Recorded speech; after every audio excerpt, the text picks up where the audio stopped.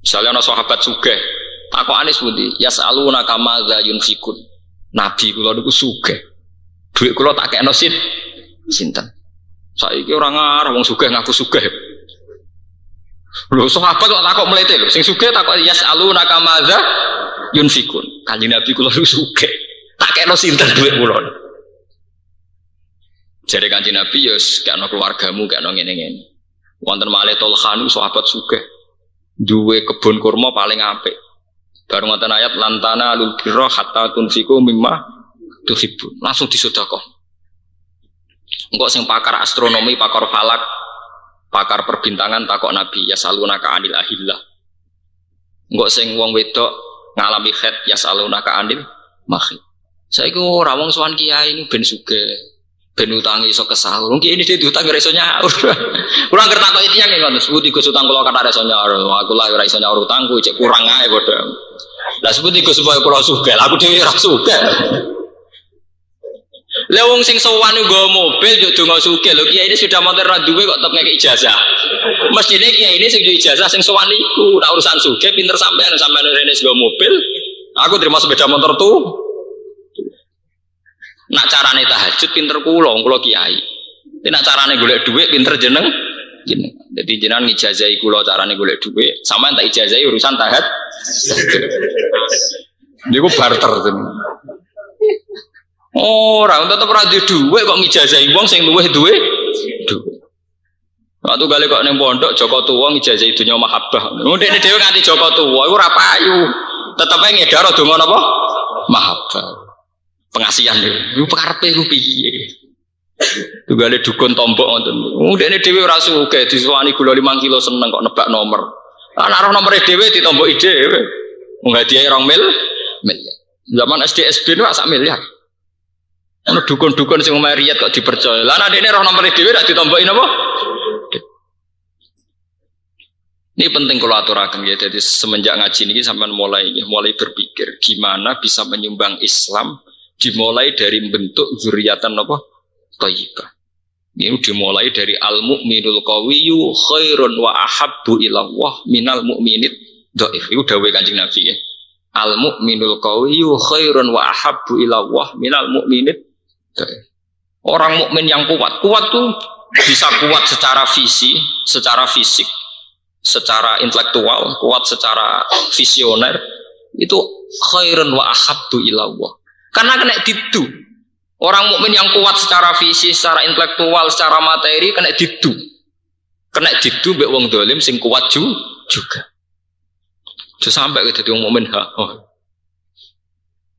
Duh kok nderek niki takoki. Milih presiden sapa ora iso nentokno. Kita harus pakai ketentuan tadi sing menurut sampeyan mendekati dengan kriteria keislaman. Ya keislaman cara sampeyan. Ya Islam macam-macam lah bentuknya, stabilitas nasional ya Islam, jilbaban ya Islam, kok ngukurnya jilbab toh, ya adil. Mau Islam ora bakal jilbab toh, urusan kekuatan Islam itu ora jilbab toh, ya adil. Urusan jilbab ya gegere kak, ora karuan. Jenenge mendiskreditkan ya, cara kula ya adil. Proranya tuh ya Islami, termasuk Islam itu ya nyarano itamun fi yaumin dimas. Paham gimana kalau terusakan guys, sing menyangkut yaumanat ukulla unasim bi imamihim niki sing menyangkut niki ganti bakasan nggih niki rontok santai niki urusan akhirat. Ayat ini yang kemudian dipakai dalil para ahli thariqah, para tokoh syariat untuk supaya punya sanad. Nggih kula badani malih nggih. Ayat ini dipakai dalil para mursyid, para ulama rata-rata itu disebut sanad. Ya disebut apa? Sanad. Utawa silsilah ya. Sebab niku semua thariqah muktabarah, semua pondok sing salaf niku mesti gak ada sanad. Nggih kados kula saking bapak kula dugi Mbah Dola, Mbah Arwani ngantos Mbah Munawir ngantos Kanjeng Nabi, misalnya sanad Quran kula. Misalnya sanad kitab kula nggih kula Ki Memun, Mbah Zubair, terus Mbah Fakih Mas Kumambang, terus dugi Pak Mahfud Termas, dugi Sayyid sinten sing aran ya anak Abi Bakar napa Sato, terus muridnya sinten Sayyid Zaidi Dahlan ya sampai ke Kanjeng Nabi itu. Dalam thariqah juga gitu, semua mursyid juga punya sanad sampai Syekh Hasan Asadali apa sampai Abdul Qadir Al-Jilani atau sampai Syekh Bahauddin sinten anak setan. Sampai ada pepatah man ta'allama bila syekhin fasayhu napa setan. Orang yang belajar tanpa guru maka gurunya setan. Niki nggih penting nggih. Memang kesalahan intelektual kampus itu tidak mempedulikan guru tanpa sanad, hanya mengandalkan buku. Itu untuk konteks keislaman itu tidak benar. Kecuali kalau ilmu sains murni ya, kayak kedokteran, kayak astronomi itu tidak apa-apa. Tapi kalau konteks keislaman itu tidak bisa, harus dengan guru. Karena kalau konteks keislaman pakai buku, sekarang itu era global. Era global itu ada Islamic Studies, kajian apa? Islam. Di Barat itu banyak profesor Katolik tapi ahli Islam. Di Eropa banyak pakar keislaman tapi non Muslim, karena sekarang sudah Islamic Studies, jadi Islam dianggap kajian. Sama seperti kita juga tahu Bible, tahu Barnabas. Kalau piyambak nggak sering mau Bible, mau Barnabas, saya juga sering mau buku-buku non Quran gitu. Tapi kan kita sebagai studies, sebagai perbandingan, sebagai kajian. Ini ulama dulu juga sering baca Injil, ulama-ulama top ya baca Injil, karena mereka adalah akademisi, apa? Akademi. Sama sekarang tokoh-tokoh pendeta juga baca Quran, baca terjemahan apa? Quran. Sampai teng McGill teng Kanada wonten jenis Islamic Studies. Di situ yang sekolah ya biasa mengkaji Quran wonge ya ora salat. Karena sudah kajian apa? Islam. Jadi teng Barat itu biasa. Profesor Islam, maksudnya profesor tentang Islam, ora kok agamane apa? Lho nggih itu kalau sekarang di era akademik yang kula biasa seminar kalian rektor napa Kristen, dia rektor di Universitas Kristen seminar. Dia biasa tanya jawab urusan Quran. Ya apal deh. Sama seperti kita juga baca Barnabas, baca Injil ya sama, karena sudah menjadi kaji. Nah, kalau tentang keislaman itu sampean percaya tulisan-tulisan buku, marawan tulisan ini ditulis oleh mereka yang tidak punya tanggung jawab terhadap napa? Islam. Padahal mereka meyakinkan ketika ngomong tentang napa? Islam. Nah sekarang yang setengah banyak keblinger kan gitu, banyak mahasiswa muda yang belajar Islam di kampus. Kemudian rujukan mereka adalah buku-buku yang dikarang oleh profesor keislaman, bukan profesor Islam, profesor keislaman. Tanya terus ada wacana bahwa Nabi di Madinah itu sebagai pemimpin negara, sehingga Madinah dianggap negara Islam. Lah berat. Nah, keyakinan ulama Nabi itu tidak pernah menjadi pemimpin negara. Nabi itu ya pemimpin agama. Beliau di dunia, maka beliau juga memanage urusan apa? Dunia, urusan negara. Tapi beliau tidak pernah berstatus sebagai pemimpin negara. Beliau itu beda sekali. Contohnya begini, beda sekali itu. Negara paling apapun itu tidak akan menjadikan sholat 5 waktu sebagai kewajiban negara. Yang menjadikan sholat 5 waktu sebagai kewajiban hanya khas agama. Ini hanya khas apa? Agama. Sementara Nabi mewajibkan sholat 5 waktu. Bahkan Nabi mewajibkan secara jamaah. Sampai Nabi sering ngendikan orang-orang yang tidak jamaah mau saya bakar. Tapi karena anak-anak ini belajar Islam di kampus, yang mereka dengar malah versi begini. Nabi adalah tokoh agama yang toleransi. Di Madinah bertetangga dengan Yahudi Nasrani, dan Nabi berhubungan secara baik.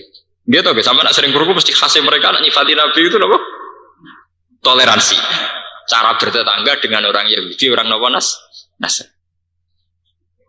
Tapi kalau versi ulama, ya sama. Memang secara sejarah Nabi di Madinah itu ditanggo Yahudi, ditanggo Nasrani.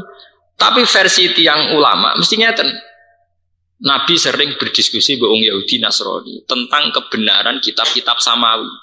Mana yang masih asli, mana yang sudah yuharrifunal kalimah mawadi, yang sudah ditahrif, yang sudah dirubah. Tapi kalau pandangannya Islamic Studies, enggak. Nabi bagi kekuasaan dengan non-muslim di Madinah, sehingga ada area muslim, ada area non-muslim. Itu beda sekali cara pandang apa? Beda sekali.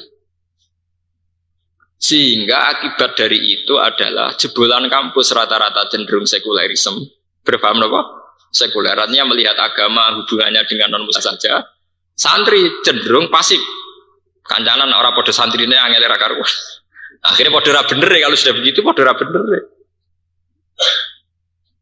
Karena apa itu tadi belajarnya tanpa apa? Pokoknya dia baca buku, dianggap itu rasional, dianggap itu menggairahkan, menarik, diikuti.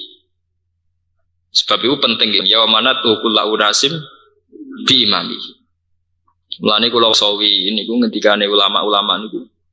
Maka fatu bali ahli hadis. Ini satu Ini satu penghormatan bagi ahli hadis. Karena imamuhum adalah Rasulullah sallallahu alaihi wasallam. Maka yang paling bejo niku ahli hadis. Mergo imami ahli hadis genge ketuane langsung Kanjeng Nabi sallallahu alaihi wasallam. Nak jare kula, yo wong Qur'ane Allah. Nah, terus nuruti cangkem elek malah bejo kula. Lah Quran sing ngendikan sinten? Allah.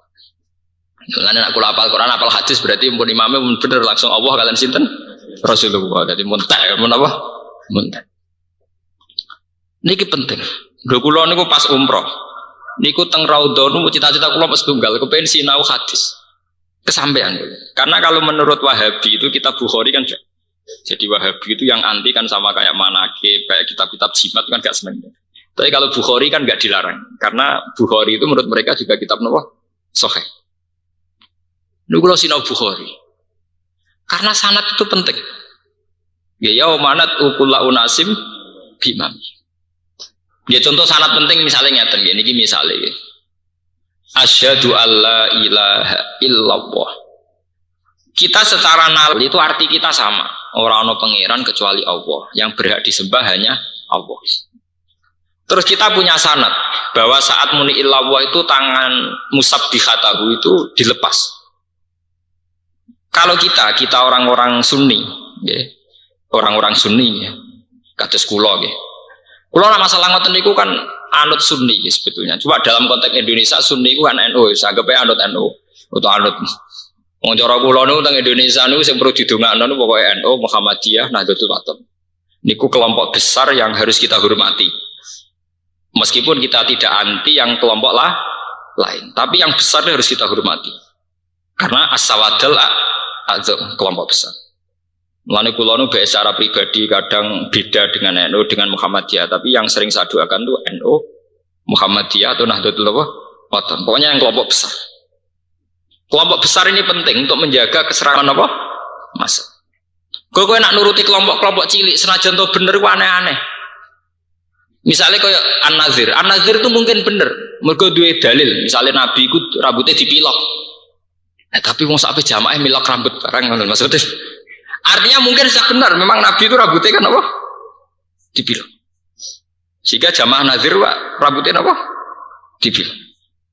Nabi miloknya kan ahmar, mulai jamaah nazir miloknya apa? Ahmar. Jadi masalahnya dalam konteks Indonesia, sing milok rambut itu penyanyi rock gitu. Masalahnya dalam konteks Indonesia itu, sing seneng milok itu jamaah sholat atau jamaah rock? Ya sampai nak ngaji riwayat-riwayat kan di Nabi rambutnya apa? Disemir toh kira. Sakjane ini gue buatin disemir permanen gue buatin. Dulu itu kalau mau perang, niku rak wong tua rambutnya pun putih loh. Pun apa? Putih. Lah nek ketok putih alah wong tua dijengkangno ora wis kena. Paham ya? Akhirnya ora ono wibawane, ben ra ketara tuweke kenapa? Nyemir terus secara. Ora kok nyemir gaya-gayanan koyo penyanyi rock lho. Niku sami kalian sejarahnya nyabu ngeflare. Riyen wong kafir nak perang niku ngeflare riyen. Wong nak mabuk rak kondel. Wong Islam ora mabuk ora pati kentu. Mulane riyen arak nak dihalalno. Dina ape perang ngeflash ben padha kendel. Mulane arak nate halal. Paham ya? Nggo ngeflare, nggih napa? Ngeflare. Ben kendel maksudnya. Ora kok ning omah ya tetep ngomong. Oh, fly, itu keluhan. Nah, ini kalau cerita, kalau nganti saat ini sering akan kelompok-kelompok besar, meskipun saya ada anti sampai yang kecil. Kados NU Muhammadiyah, bagaimanapun keseragaman ini penting. Mergo sholat iso seragam begitu, dia tetap patang rokaat, cara sujud ya begitu, cara rukuk begitu. Teng Somalia, utawi teng daerah putih ini, Sumatera, teng Baros.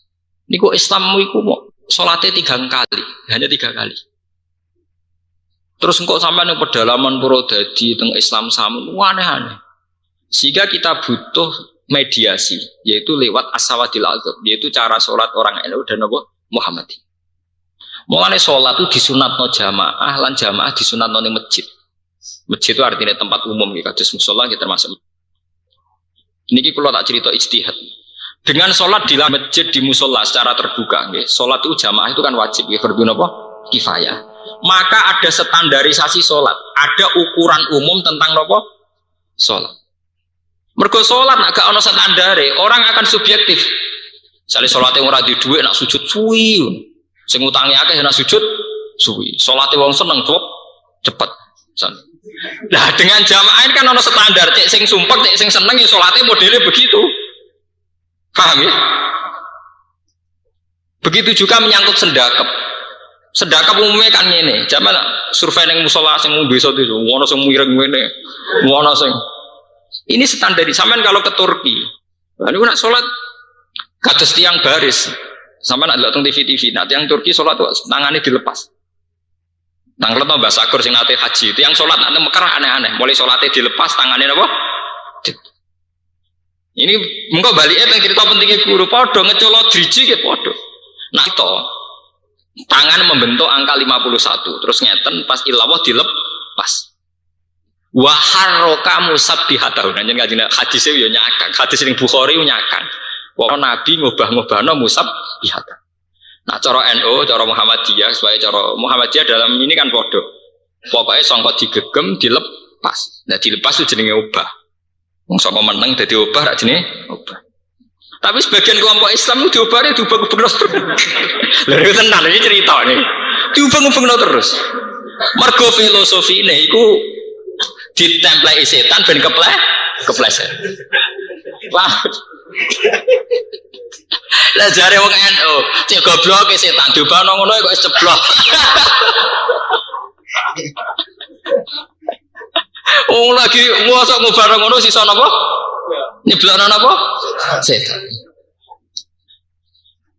Penting, jadi as-sawadil adzab penting. Kados NU Muhammadiyah Wahabi ini penting. Kula nu setuju.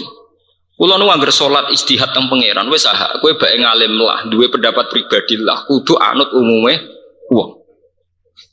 Itu pendapat pribadi. Tapi saya tetap hormat sama NU. Waduh kula biasa tukaran mbek tokoh NU nggih biasa, tokoh Muhammadiyah nggih biasa. Ketua penasehat PP Muhammadiyah niku kula kenal.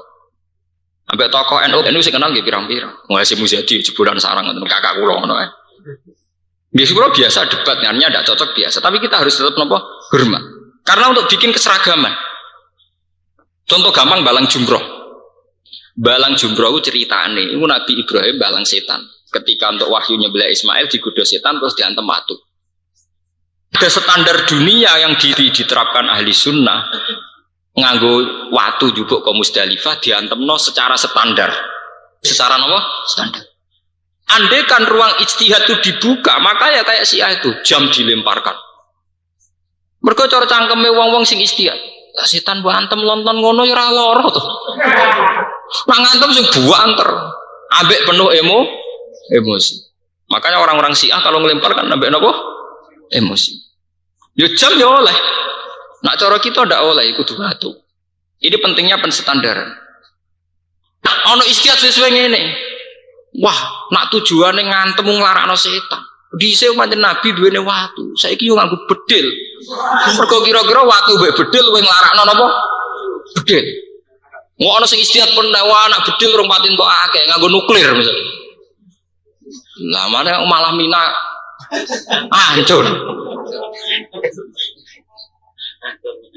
Nah, artinya karena ada suatu mayoritas yang cara ibadah balang jumroh demikian, ya, karena ada satu komunitas yang cara ibadah demikian, maka ijtihad sing aneh-aneh ini bisa tereliminasi cara tenggene napa TV ini tersingkir. Coba kalau tidak ada ijtihad mayoritas, ijtihad tadi masuk akal. Tujuannya adalah ben loro lah nak nganteme ngono tok kan gak pati napa loro. Iku padha kanca kula sing ijtihad kula di kanca wartawan KR nang ngoten. Pak Bah, sampean sebagai ulama berani ndak mewajibkan balang jumroh. Maksudnya Lah hajinya kan pakai uang korupsi, podo setane ada teman-teman gitu. Jadi dia protes itu. Dia kan wartawan, kan sering lah pejabat koruptor itu udah usah balang jumrah lah Pak. Podo setane ada antem, mbok yang rukun saja. Podo setane ada apa? Antem. Artinya kalau ruang istian ini dibuka bukan karu-karuan.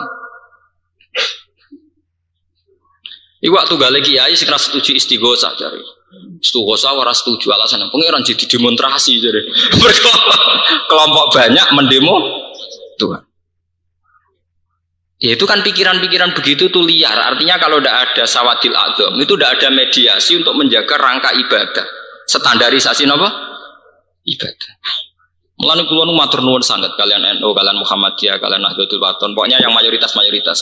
Cuma kalau Nahdlatul Wathon di sini tidak mayoritas. Kalau di NTB kan apa? Mayoritas. Yang mayoritas di NTB. Sampai sing dadi gubernur itu putrane Tuan Guru Agung. Gubernur NTB itu Gus ini. Ketika mayoritas yang NTB kan Nahdlatul Wathon. Sehingga pas pilihan langsung menang. Beliau itu dokter tafsir. Jadi gubernur sing dokter tafsir ya namung putih. NTB. Beliau kuliah di Al Azhar jadi MA masternya tafsir.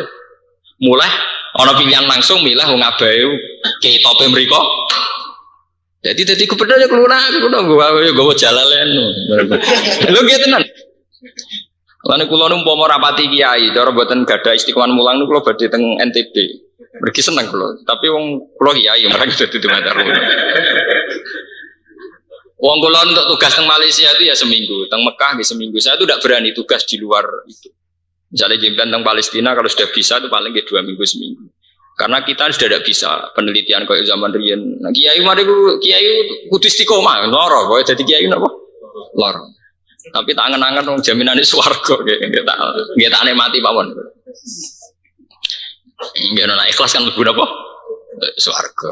Salarang-larange kampus bayar kula paling 10 juta. 10 juta ambek swarga kan larang napa? Swarga. Ngitungnya ora kok sak seminaran piro? Sak seminaran paling banter 2 juta. Nah, ngaji sampean swarga.